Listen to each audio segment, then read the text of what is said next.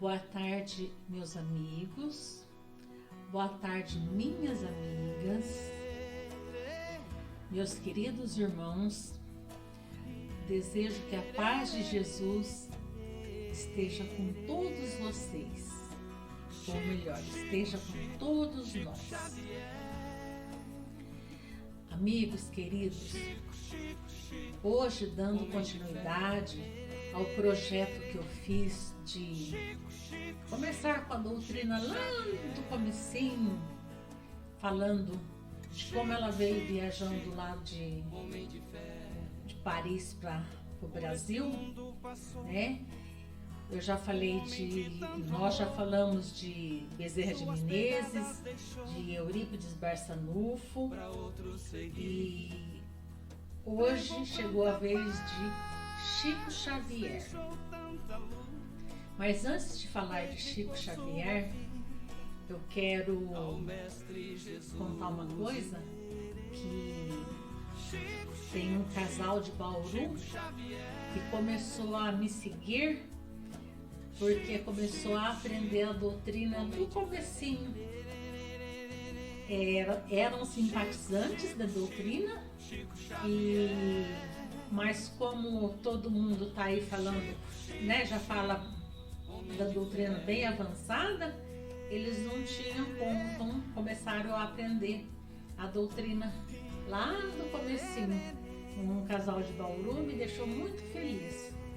E eu espero que vocês continuem a me seguir e vamos aprender juntos.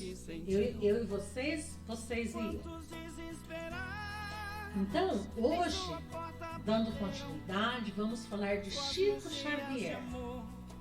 Mas falar de Chico é muita coisa, né? Para falar do Chico é muita coisa. Eu fiz um resumo assim muito pequeno do que é Chico Xavier, do que foi o nosso Chico. Então eu fiz um resumo muito pequeno para dar tempo, assim, que eu não quero, como eu disse da outra vez, eu não quero fazer um vídeo longo, bastante longo, que a gente perde o interesse, as pessoas perdem o interesse de ver. Hoje eu pretendia falar do Chico e do Jerônimo Mendonça, mas o Jerônimo vai ficar, porque não vai dar tempo de falar. Mas nós faremos muitos outros vídeos, mais um monte de vídeo ainda, se Deus quiser, se Deus nos permitir, faremos. Bom, gente, Chico nasceu em Pedro Leopoldo em 2 de abril de 1910. Nascido numa família muito humilde, teve 8 irmãos. Era filho de João Cândido Xavier e de Maria João de Deus. João Cândido, ele era um vendedor de bilhete de loteria. Ele viajava demais. Ele era um vendedor de bilhete de loteria. Ele viajava muito. Então era uma situação bastante difícil a deles. E aos 5 anos de idade, Chico perde a mãe, Maria João de Deus. Ele perde a mãe e como João Cândido viajava demais, ele não tinha o que fazer com os filhos, ele distribuiu os filhos entre a parentaiada, porque ele não tinha como cuidar dos filhos. Você vai com você e foi levando um pouco para cada um. E o Chico, tadinho, eu digo tadinho porque eu sofro com essa história do Chico, porque é cruel demais. O Chico vai morar com a sua madrinha, Rita de Cássia. Rita de Cássia, no começo, se mostrou assim um pouquinho boazinha, no começo. Mas daí a vida do Chico passou a ser um tormento, porque Rita de Cássia batia no Chico todos os dias. Vestia o Chico de mulher, batia no Chico todos os dias, sem nem o porquê saber. E depois, quando ele ia ver a mãezinha dele, que ele tinha uma árvore no quintal, que ele sentava lá, e ele conversava com a mãe, Maria João de Deus. Ele conversava com a mãe,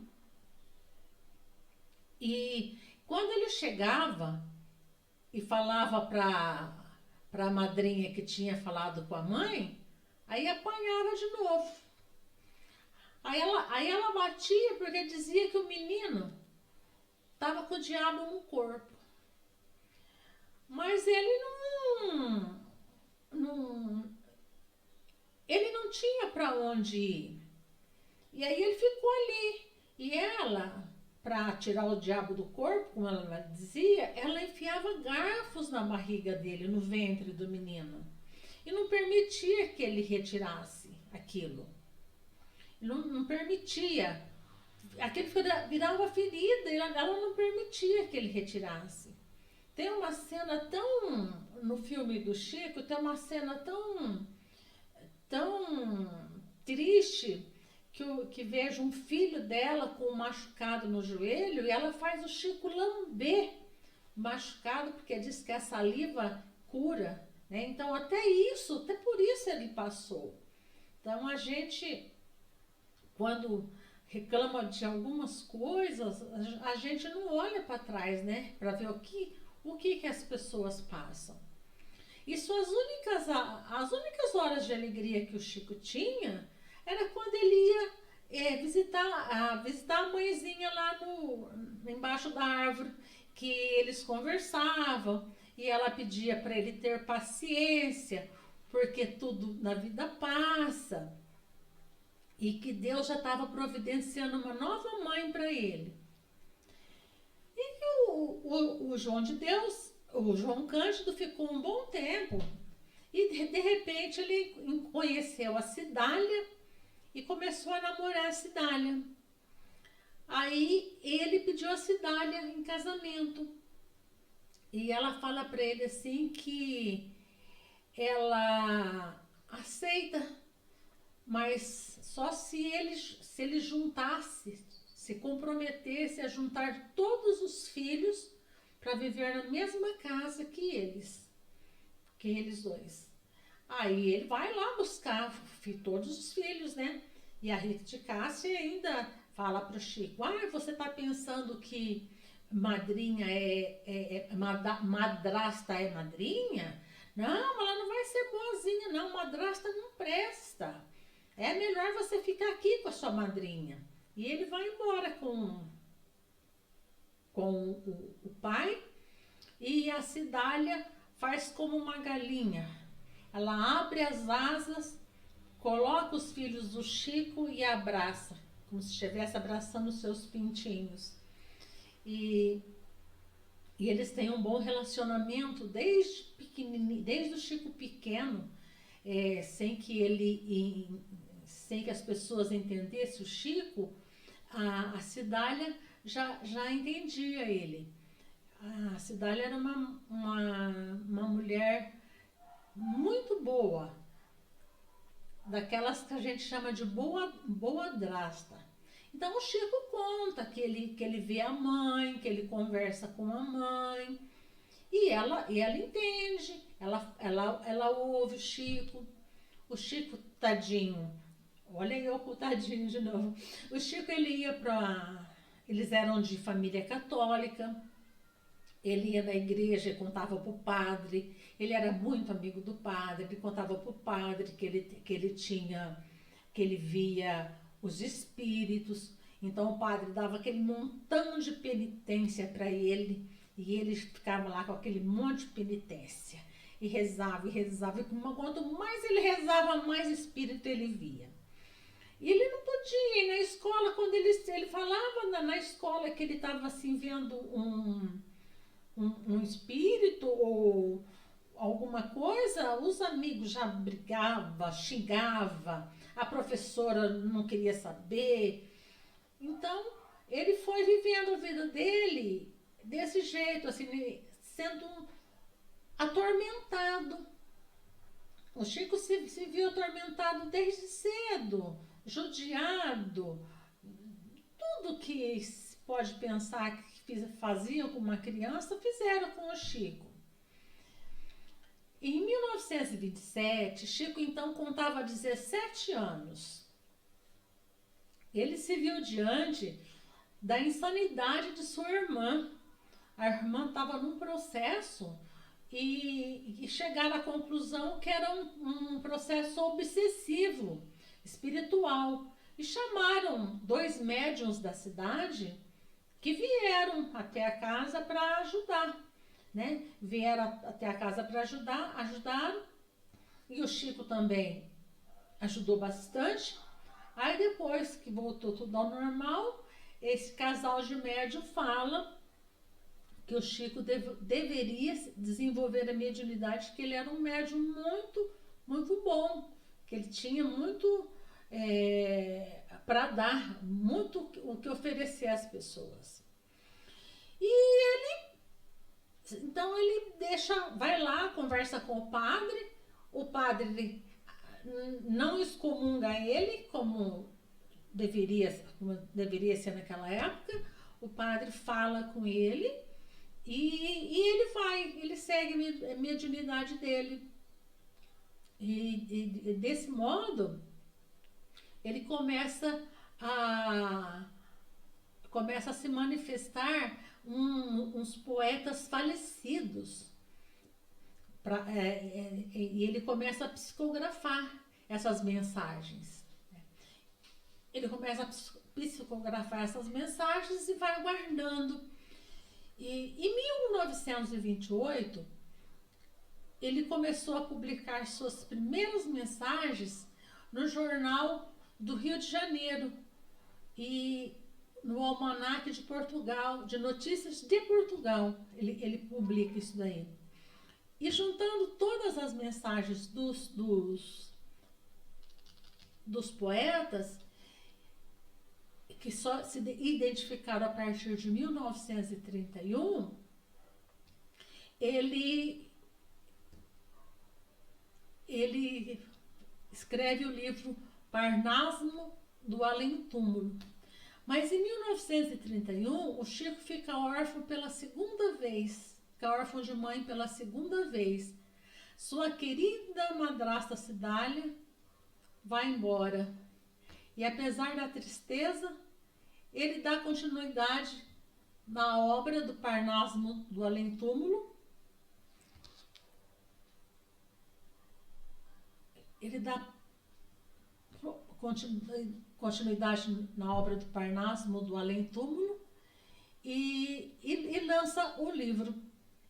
Este ano também marca a maioridade do médium e seu encontro com seu mentor espiritual, Emmanuel. Chico, um certo dia, está à sombra de uma árvore, à beira de uma represa. E seu mentor, então, chega, se identifica para ele passa a missão de psicografar uma série de 30 livros e explica que para isso seriam necessárias 3 condições. Ele pergunta: qual é a primeira? Disciplina. E a segunda? Disciplina. E a terceira? Disciplina. Eu acho que ele então pensou assim: eu devo viver diariamente na disciplina, né? Então o médium pergunta se terá o apoio do plano espiritual, no qual Emmanuel diz que se ele caminhar de acordo com o Evangelho de Jesus, ajuda não lhe faltará. E Chico foi caminhando no Evangelho de Jesus sempre. Ele disse: se Emmanuel tivesse me dito que fora do Espiritismo não houvesse salvação, certamente eu haveria ido para outra religião. Mas, graças a Deus, ele disse, fora da caridade não há salvação. E Chico era caridoso de uma tal maneira que não existia caridade maior. Chico era assim, de uma caridade tão grande, que certa vez seus irmãos se sentiram incomodados com ele, com o que se passava na casa. Porque era uma romaria na frente da casa do Chico. O Chico trabalhava numa venda e era aquela romaria esperando o Chico chegar. E o Chico não dispensava ninguém, o Chico falava com todo mundo, era o que trazia uma galinha, era o que trazia um pedaço de porco, era aquela coisa. E o Chico não dispensava, então a irmã fala para ele, Chico, ou você escolhe eles ou a gente, porque nós não aguentamos mais isso. Aí o Chico, então, sai numa manhã cedinho e vai embora para Uberaba. É quando ele se transfere para Uberaba. E vai fundar um outro centro e vai continuar atendendo as pessoas. Em 1932, ele publica o Parnasmo de Além Túmulo pela Federação Espírita Brasileira. E a coletânea de poesia ditada pelos espíritos, de poetas brasileiros e portugueses, obteve grande repercussão junto à imprensa e à opinião pública brasileira e causou um zum entre os literatos brasileiros que se impressionaram positivamente com o livro. E o impacto foi muito maior ao saber que a obra tinha sido escrita por um modesto escriturário de Armazém do interior de Minas Gerais, que mal completara o primário. O Chico mal havia completado o primário, foi o estudo que ele teve, aí depois ele foi trabalhar nesse armazém, aí depois ele passou ali foi trabalhar numa fazenda que era alguma coisa de... Ele era datilógrafo nessa fazenda. Eu não sei agora a função dele, não. Então, que ele mal completara o primário, estava escrevendo um livro daquele cunho. Mas ele dizia que ele não havia escrito o livro, que ele apenas havia psicografado o livro. Então, os familiares de Cruz de Souza, Augusto dos Anjos, Cassimiro de Abreu, Olavo Bilac. Então, os familiares entraram todos na justiça querendo o dinheiro do livro. Porque eles diziam que já que não foi o Chico que escreveu, foram nossos parentes, nossos pais, nossos tios, nós queremos os direitos autorais. Né? Até isso o Chico sofreu. Porque ele se isenta de dizer que eu escrevi o livro, eu não escrevi. E então eles acham que eles têm direito àquilo. Mas era uma coisa que o Chico não... Chico sofreu processo, Chico sofreu discriminação, Chico sofreu... Eu não tenho nem o que dizer que o Chico não tenha sofrido. Porque quando você pensa que você está sofrendo, você está na mais alta das glórias, porque você não está sofrendo, não. Sofrimento sofreu o Chico. Chico sofreu. O nosso Chico sofreu. E os anos corriam, e Chico vinha sempre sendo colocado à prova. Sempre Chico vinha sido colocado à prova. Sempre que possível, alguém tentava pegar o Chico numa inverdade, pegar alguma coisa que o Chico tivesse feito, sempre. E nos anos 70, Chico vinha resistindo, né? E nos anos 70, havia na extinta TV Tupi um programa chamado Pinga Fogo, né? Onde uma celebridade do momento era convidado e se aceitasse, ele ali, o programa tinha duração de 1 hora, em torno de 1 hora era a duração do programa. E o Chico já havia sido convidado, mas em 71, na noite de janeiro de 71, o Chico aceita ir no programa Pinga Fogo. E naquela noite, o auditório superlotou.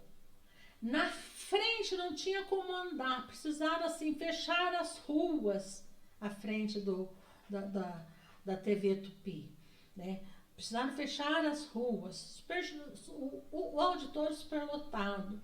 Lá as pessoas ficaram de fora, ficaram doidas, querendo ver, elas queriam ver a apresentação do Chico.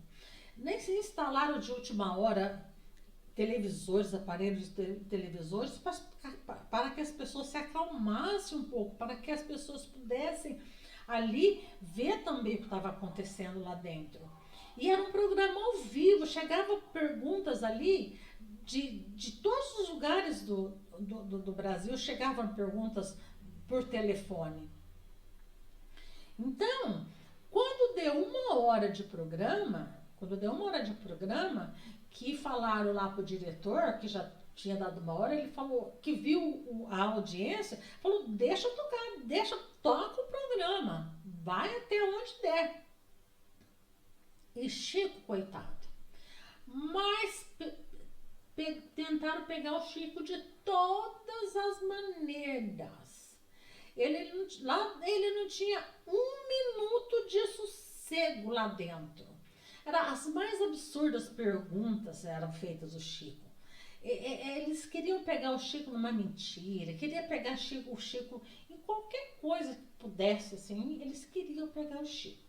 Mas ele não caía. Bem, sempre calmo, tranquilo. E um verdadeiro alvoroço ali, naquele corre, pergunta, chega de telefone e o pessoal na rua. Foi uma noite assim que a noite foi tão... O programa se arrastou por mais de 3 horas. E só acabou porque prometeram fazer um outro programa Pinga Fogo com Chico no final do ano, que fizeram mesmo. Acho que no dia 21 de dezembro do mesmo ano eles fizeram um outro programa com o Chico. E esse programa Pinga Fogo com o Chico, ele foi o programa de maior audiência da história da televisão brasileira. E Chico, quando perguntaram para o Chico assim, como é que você conseguiu fugir de todas as perguntas e como é que você conseguiu ficar tão calmo, né? Diante dessas perguntas, ele respondeu assim, bem tranquilo, Deus, os bons espíritos e Emmanuel não me abandonam nunca. Eles nunca me deixam sozinhos. E como eu disse, esse é o programa de maior audiência da televisão brasileira. E os anos 70, eles foram assim... de grande valia para o espiritismo. Como eu sempre digo, não é fácil ser espírita. Uma vez eu vi uma frase assim, ser espírita é para os fortes, porque a gente sempre aguenta piada, a gente aguenta... sabe, alguém chama a gente de macumbeiro.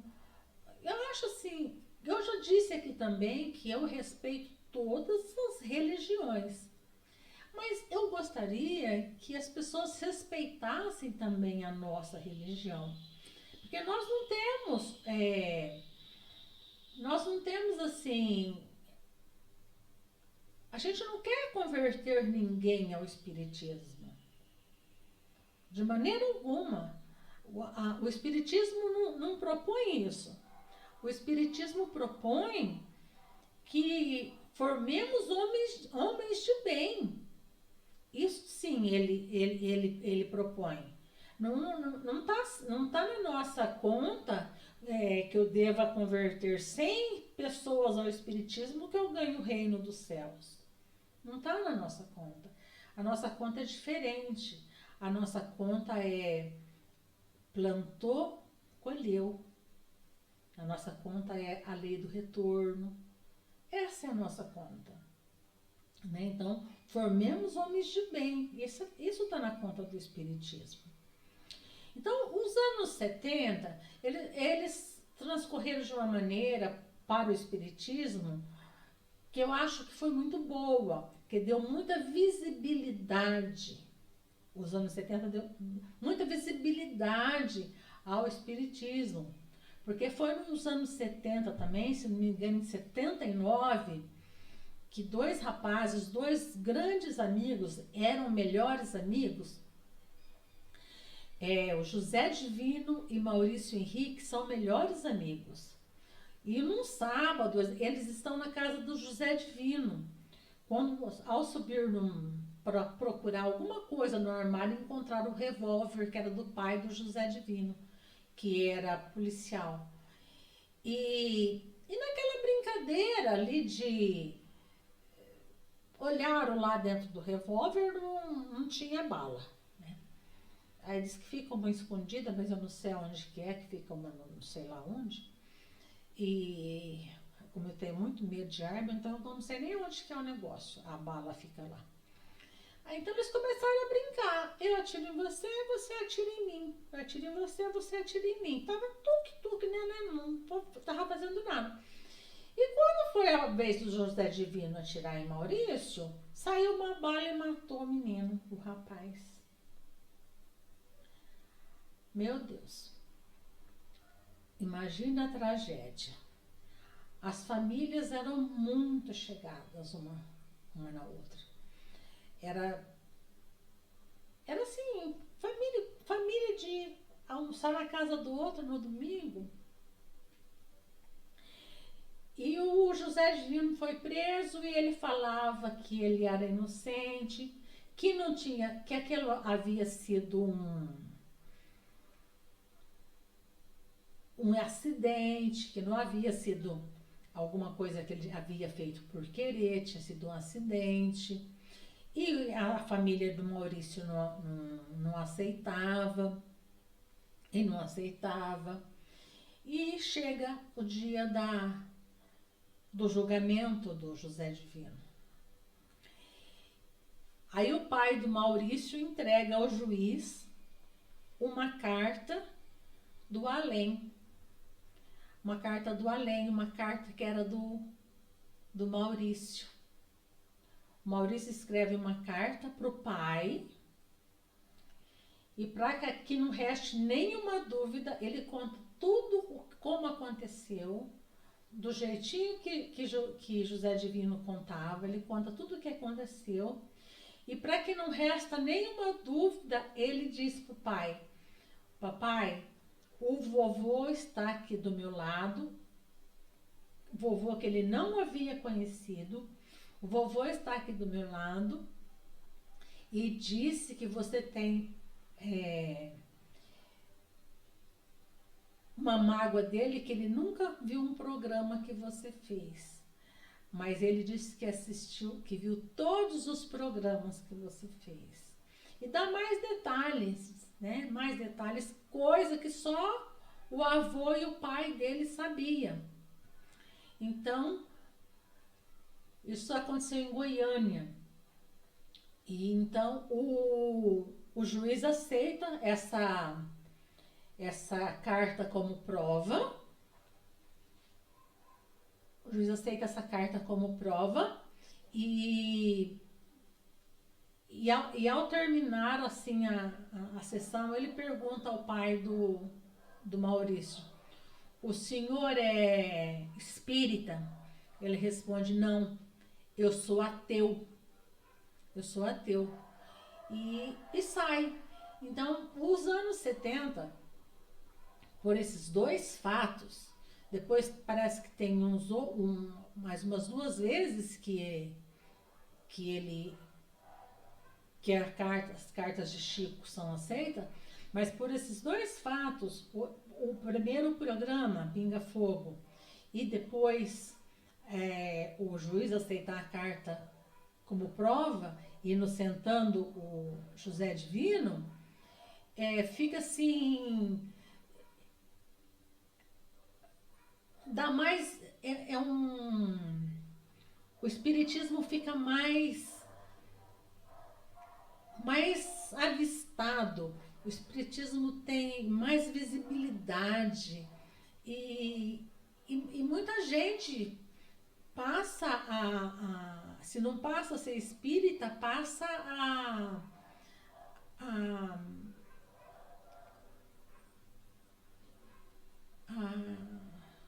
aceitar mais, né? Deixar de correr atrás do Chico.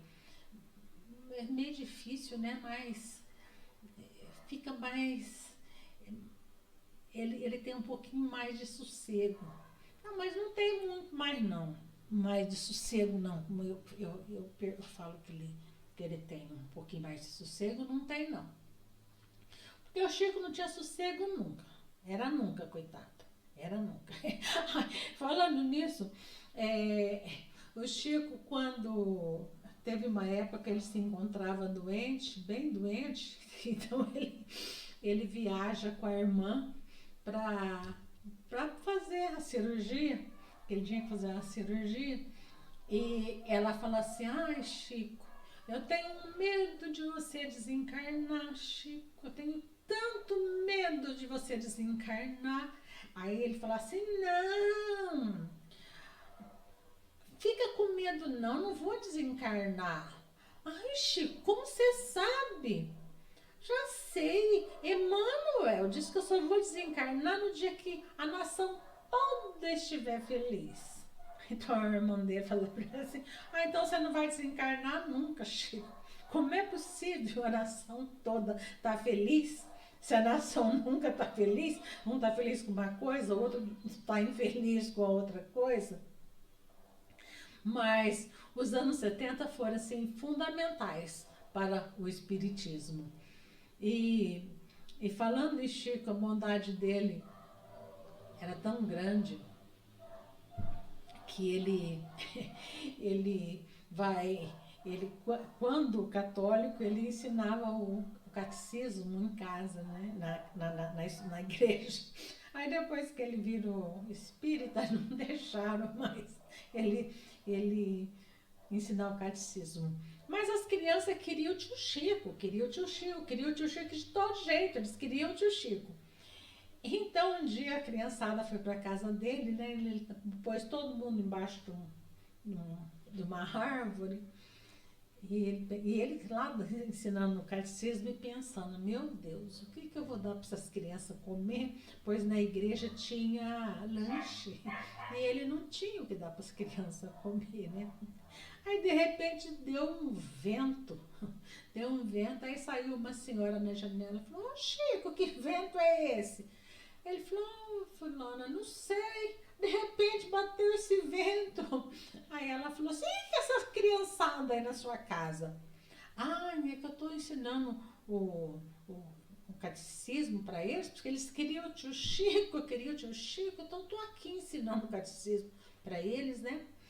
Aí ela pegou e falou assim: e você já deu algo para eles comerem? Ah, mas eu não tenho nada. Ela falou: peraí, Chico. Aí fez um bolo e falou com a vizinha de lá. Aí a vizinha de lá já trouxe também um pão e falou, e de repente tinha lá uma mesa que acho que tinha mais coisa do que na igreja, né? Aí passou a ser aqui todo sábado, Chico ensinar o catecismo para a molecada, para a criançada, e as vizinhas faziam as coisas de comer. Mas em 1981 e 1982, Chico é indicado ao Prêmio Nobel da Paz. Ele não ganha, mas para nós ele ganhou. Ele não ganha, mas para nós ele ganhou. É uma coisa assim que para nós ele ganhou e não tem quem tira da gente isso dele. E no ano de 2012, o SBT promoveu um concurso para que fosse encontrado o maior brasileiro de todos os tempos. Aí a gente votava, eu votei um monte de vezes. A gente votava e eles computaram. Aí Chico ganhou assim, disparado, Chico ganhou. Aí Chico foi o brasileiro de todos os tempos. Aí todo mundo ficou feliz, porque o Chico era o nosso Chico, né? Porque Chico, eu costumava dizer lá no interior de São Paulo, aí, gente, eu tenho que tirar essa história do interior de São Paulo, da minha casa espírita lá do interior de São Paulo.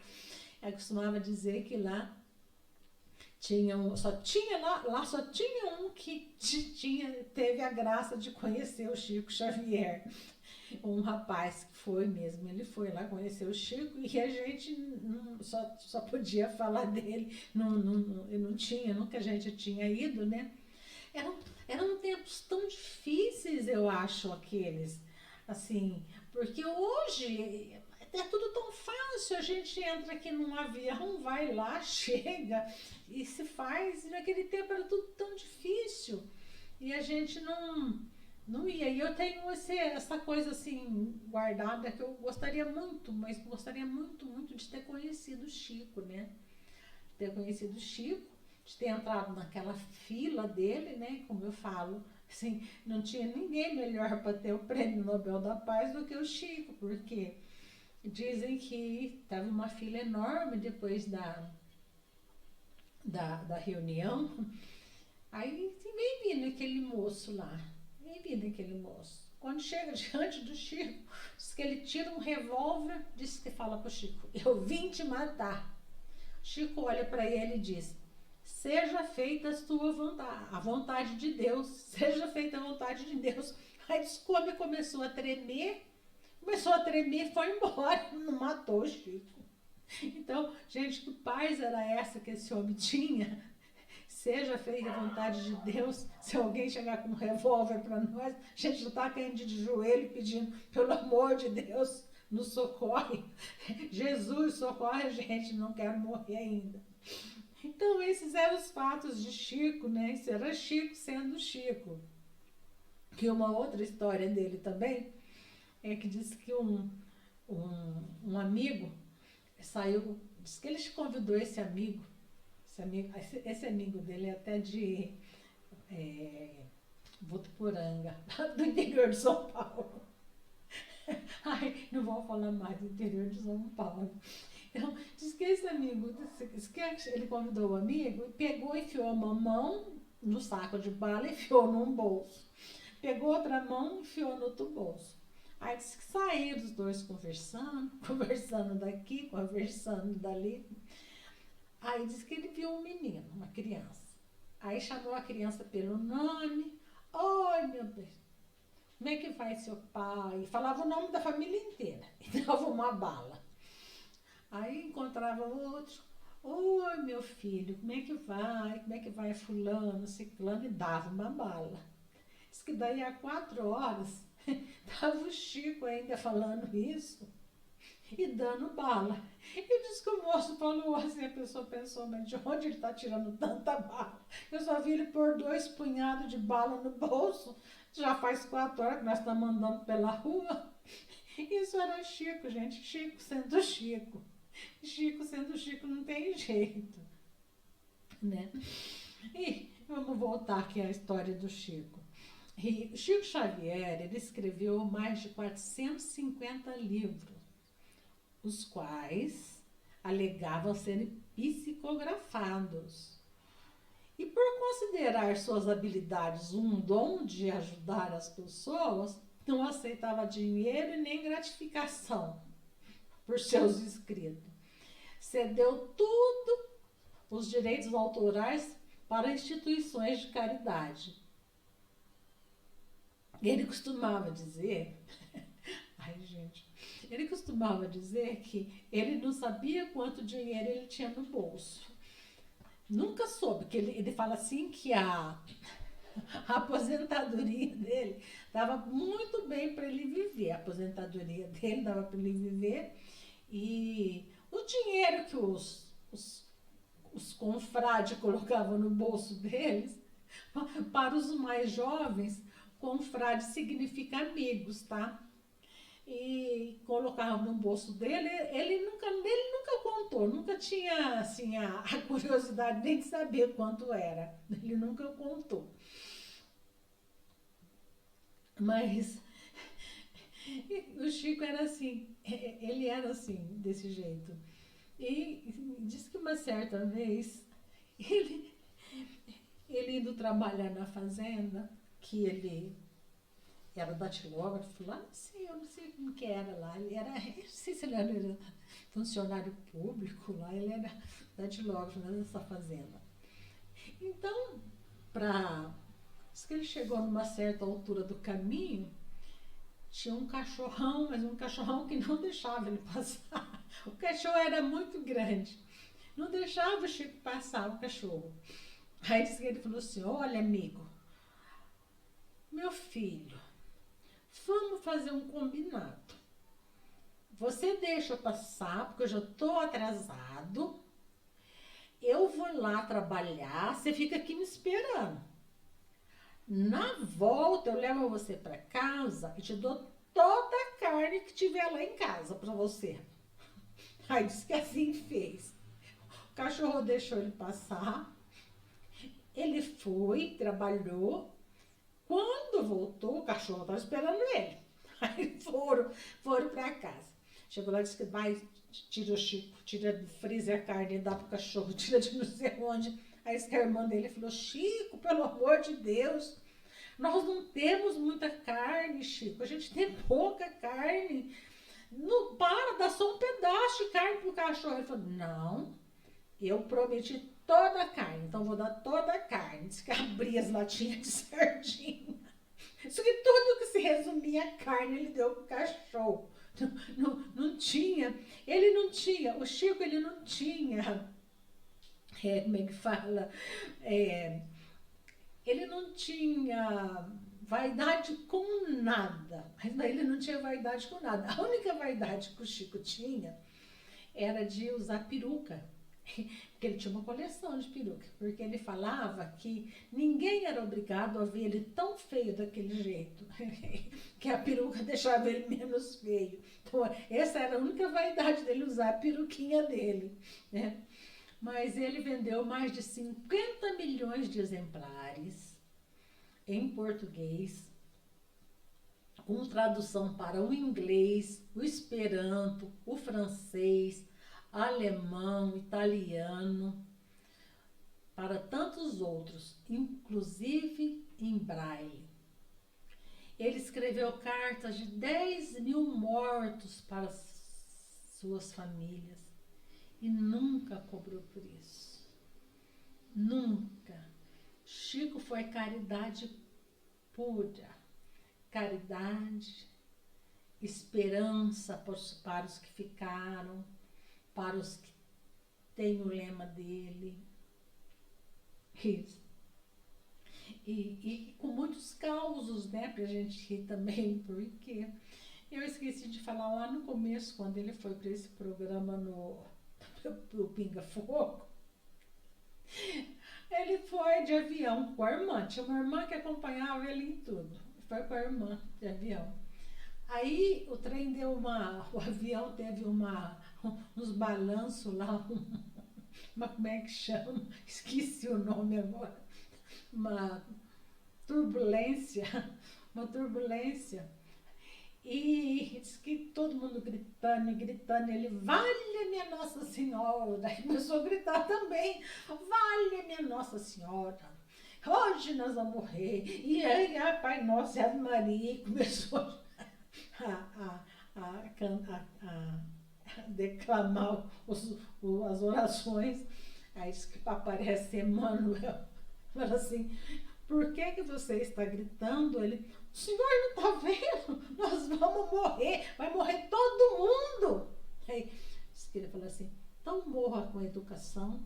Ele passa o lencinho na boca, que ele tinha guardado o lencinho, né? Que aqueles senhorzinhos de antigamente guardavam os lencinhos. Aí ele passa o lencinho na boca e fica quietinho, esperando morrer com educação. Mas aí tudo se acomoda e a viagem acaba dando certo. Ele foi um dos mais importantes expoentes da doutrina espírita e tinha como lema a caridade. Caridade, aquela caridade assim, sem... O que a mão direita faz, a esquerda não precisa saber, né? Ele morreu no dia 30 de junho de 2002, quando o Brasil se sagra pentacampeão mundial de futebol. Ele quis passar anônimo pela morte dele, mas não teve jeito, né? O Brasil, a nação inteira estava em festa mesmo no dia 30 de junho. Fazia não sei quanto tempo que o Brasil não era campeão de futebol, foi pentacampeão nessa data. Mas ele não passou despercebido, porque foram milhares de pessoas que passavam ali, era assim, meio que correndo, né, para dar o último adeus a Chico. Foram milhares de pessoas que passaram ali para dar o último adeus a Chico. E a cidade inteira acompanhou o cortejo, né, da morte dele, do velório dele. E assim o nosso Chico se foi.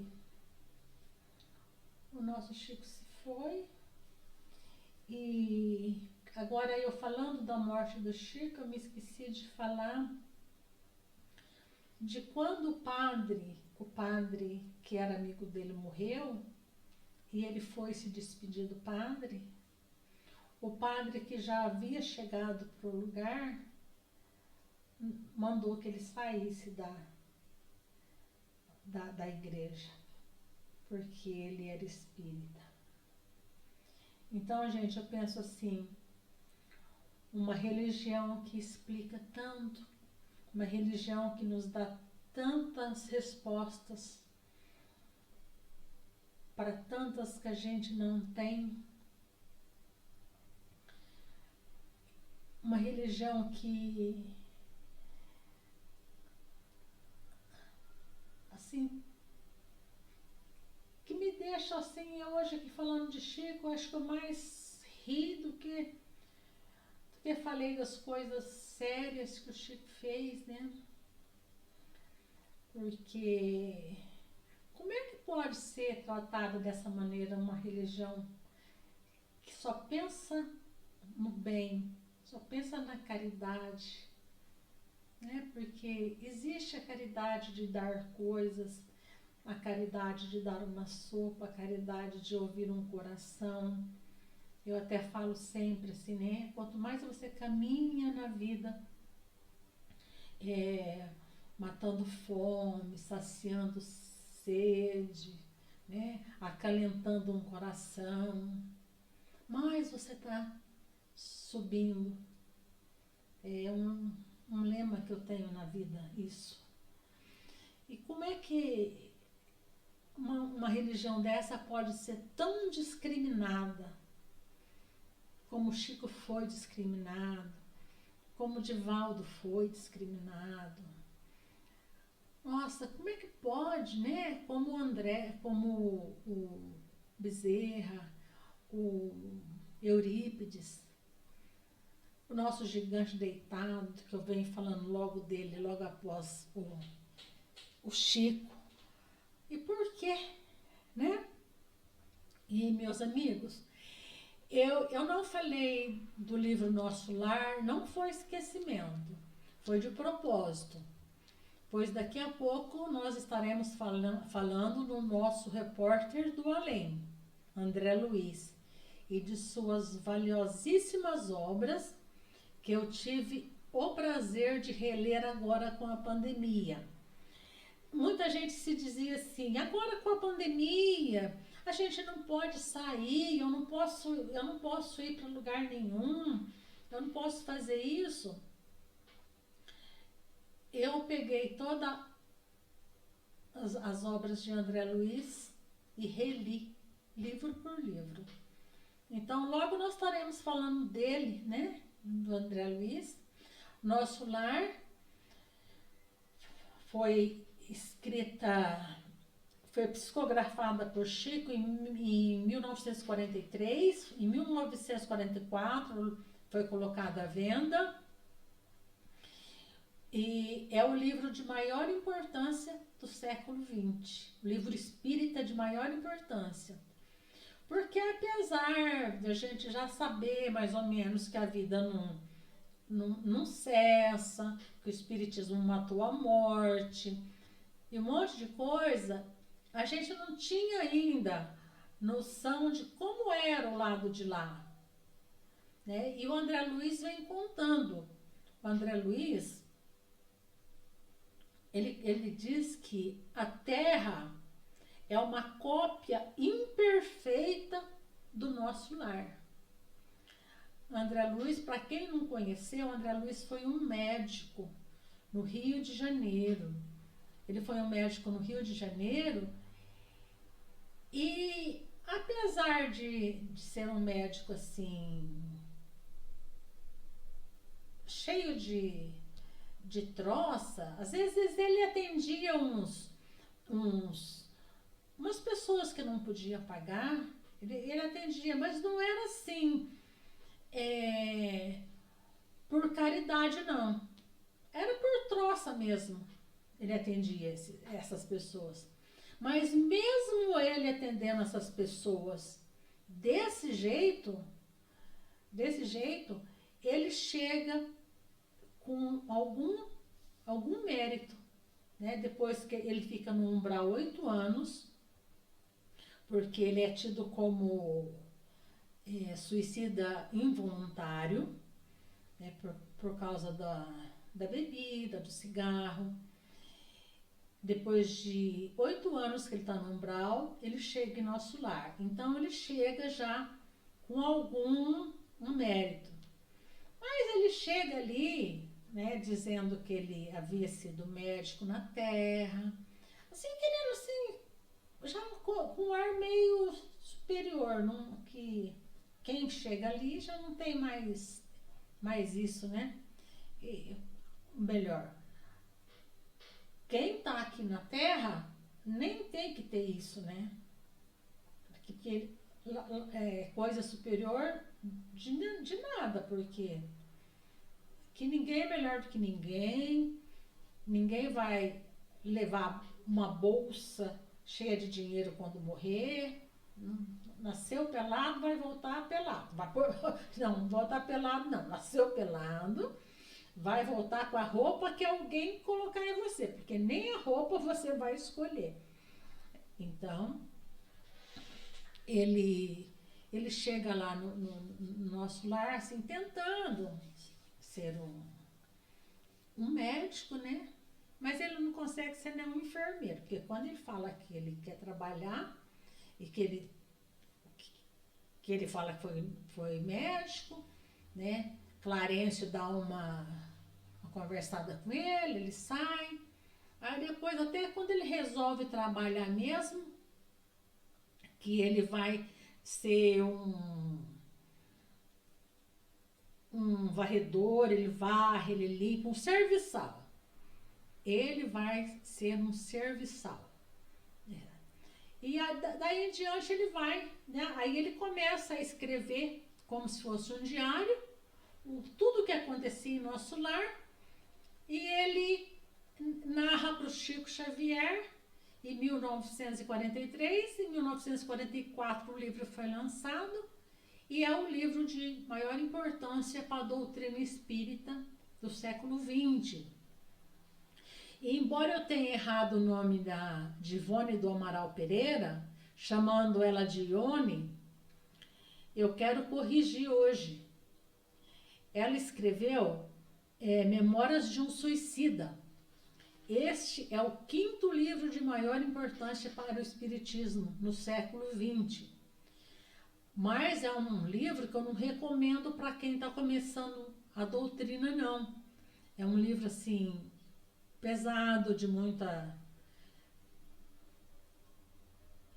coisas, assim, que não são muito bonitas. Então eu recomendo que quem queira começar a ler, leia Nosso Lar, leia o Livro dos Espíritos, o Evangelho, né? E deixa o Memórias de um Suicida para bem depois. Bom, meus amigos, ainda falando em Chico, uma certa vez que eles estavam na casa do Chico, depois de uma reunião, uma turma de confrades, discutindo uma caridade. Eles iam fazer uma caridade para não sei quem. Aí, de repente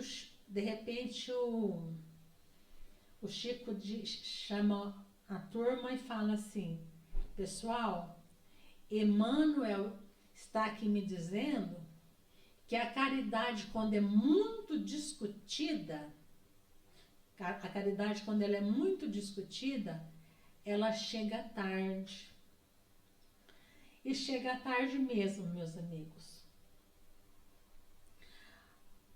Há muitos anos, na cidade de Paris, vinham 2 casais saindo de um teatro.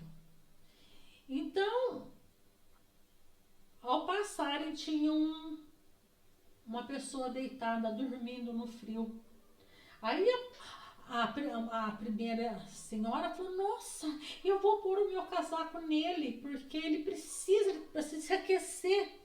A outra disse para ela: não, você vai colocar o seu vison numa pessoa de rua? Não façamos isso. Vamos chegar até em casa, até na sua casa, a visita está na casa dela.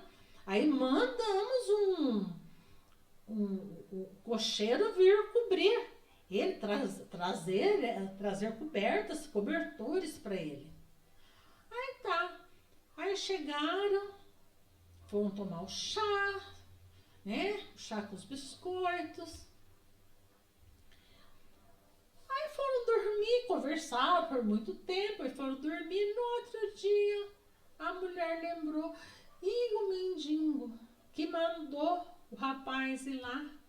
O rapaz tinha morrido, congelado. Então é verdade. Quando a caridade é muito discutida, ela chega tarde demais. Então, portanto, meus amigos, vamos fazer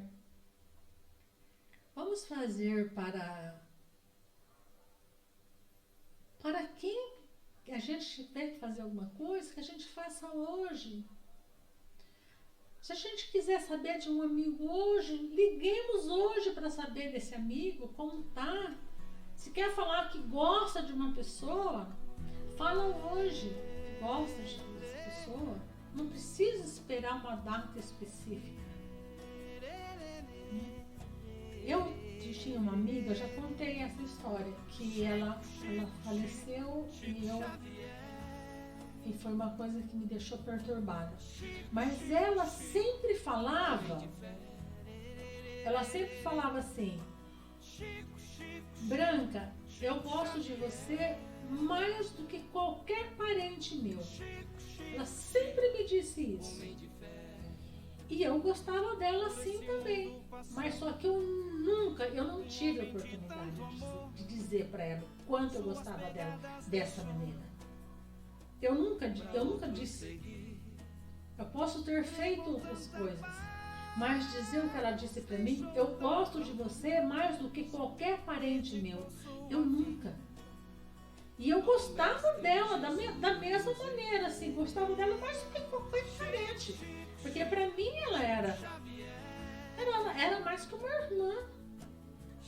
E eu disse, então, portanto, o que a gente tiver que fazer, vamos fazer hoje. Vamos ter caridade hoje, vamos ter bondade hoje. Vamos fazer sem esperar o amanhã. Combinado?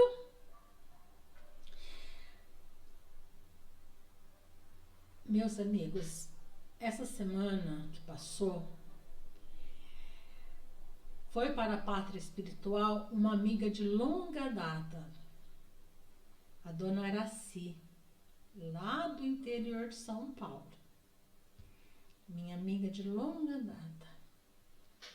Ela sofreu um pouco no hospital e foi embora. E eu digo para a senhora, voa, dona Araci, voa. Vai encontrar o seu Tiago, o amor da sua vida. Vai encontrar a nossa Quioca, que trabalhou com a gente imensamente, e nós sabemos que ela já está trabalhando na pátria espiritual. Vai, minha querida, e que Deus te abençoe sempre, sempre. Eu te amei, eu te amo muito, eu te amei e te amo muito. A senhora foi uma das melhores coisas que aconteceu na minha vida. Eu gosto muito da senhora. Voa, minha querida, voa. Vai encontrar o seu amor, que deve estar te esperando. E hoje eu vou fazer uma oração, que é de Emmanuel. Ofereço a senhora, ofereço a Quioca, ofereço a minha mãe. E vou terminar de maneira diferente hoje, com essa oração. Oração de Emmanuel, ela se chama Oração Nossa.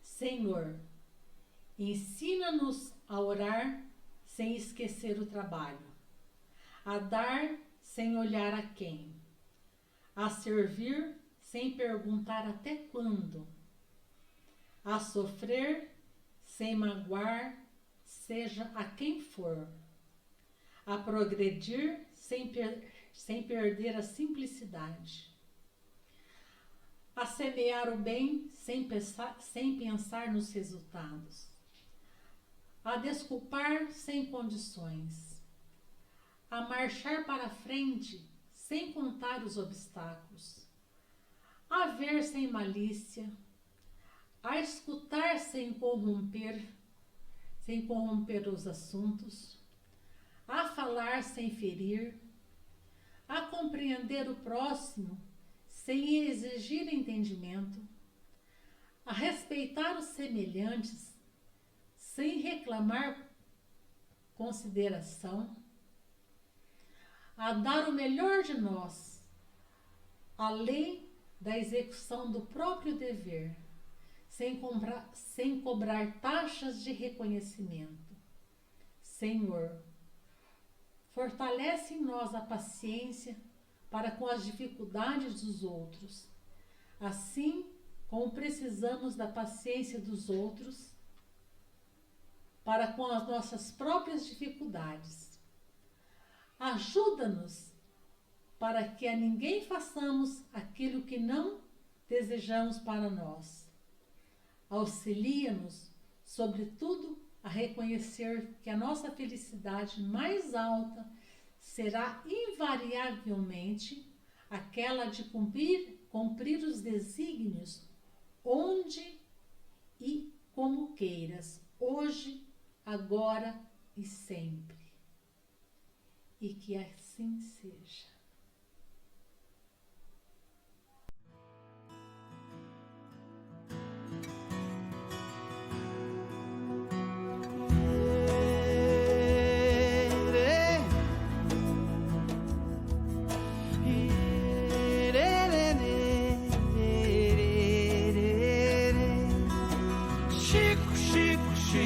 Chico Xavier,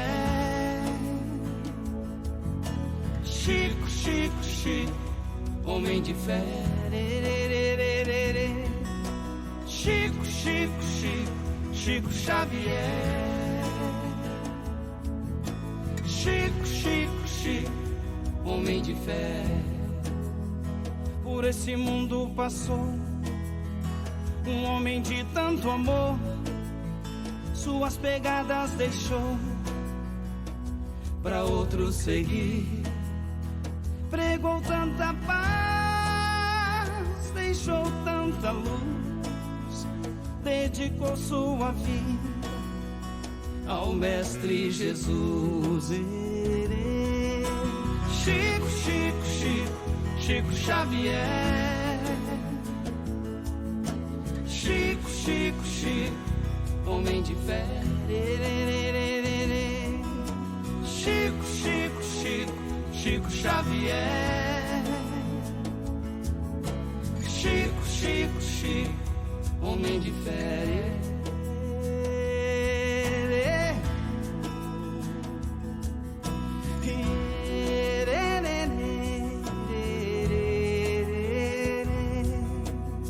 Foi muito perseguido, mas nunca desistiu. Seu amor foi maior do que a dor que sentiu. Quantos desesperados em sua porta bateram, suas mãos cheias de amor ele sempre estendeu. Chico, Chico, Chico, Chico Xavier, Chico, Chico, Chico, homem de fé. Chico, Chico, Chico, Chico Xavier, Chico, Chico, Chico, homem de fé.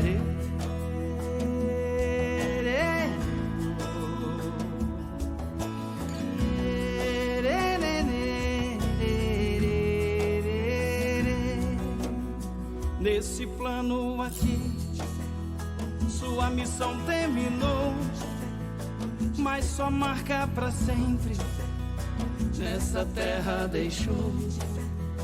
Quando sente saudades, faz assim como eu, cante essa canção que o Chico renasceu.